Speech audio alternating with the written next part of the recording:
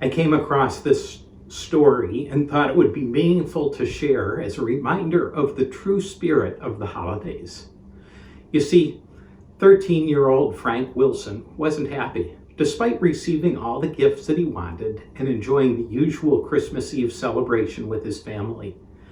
You see, this was the first Christmas without his brother Steve, who died in a car accident earlier that year. Frank deeply missed the companionship of his brother. So after the family gathering, Frank told his parents he was going to leave early to visit a friend, and then he'd walk home afterward.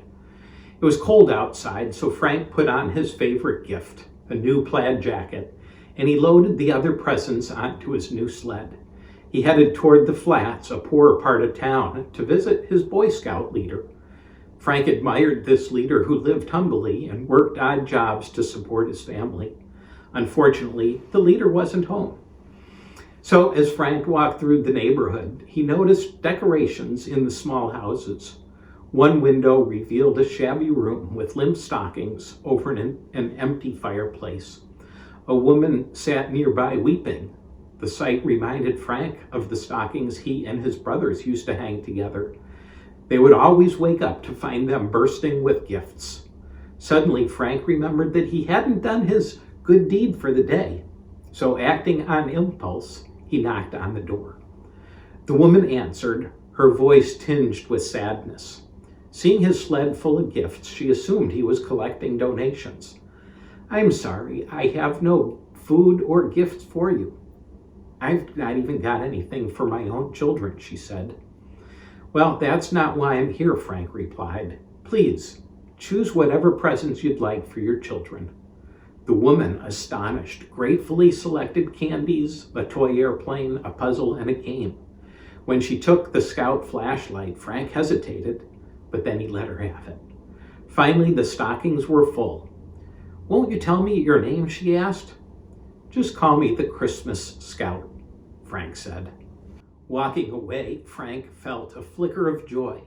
He realized his sadness wasn't unique. Others also carried sorrow. Before leaving the flats, he gave away the rest of his gifts, and even his plaid jacket, to a shivering boy. Cold and uneasy, Frank trudged home, worrying about his parents and what they would say.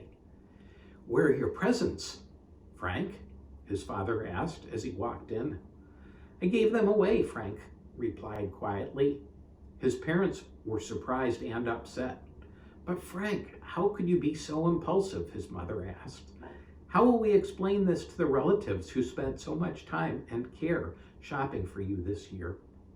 His father added, "You made your choice, Frank. We can't afford any more presents."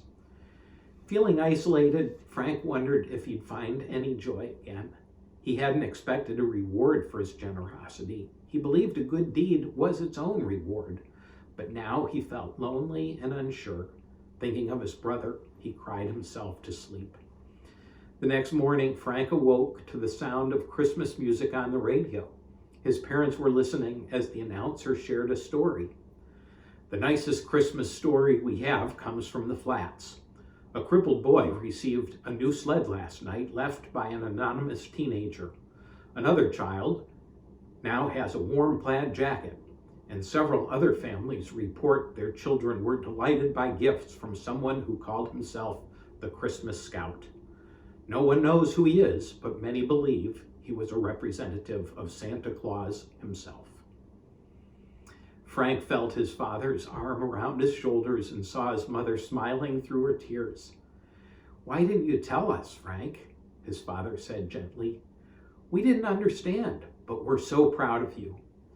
Frank's heart swelled with warmth, the first he had felt since losing Steve.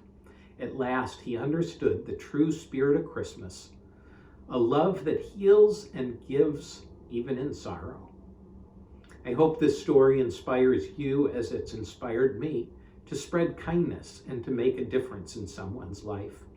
As an ancient proverb reminds us, if there are poor among you, do not be selfish or greedy toward them, but give freely to them and freely lend them whatever they need. May you experience the joy of enriching others' lives this Christmas, whether they are family, Neighbors or strangers, we all know someone who could use a little encouragement, help, or generosity. Merry Christmas.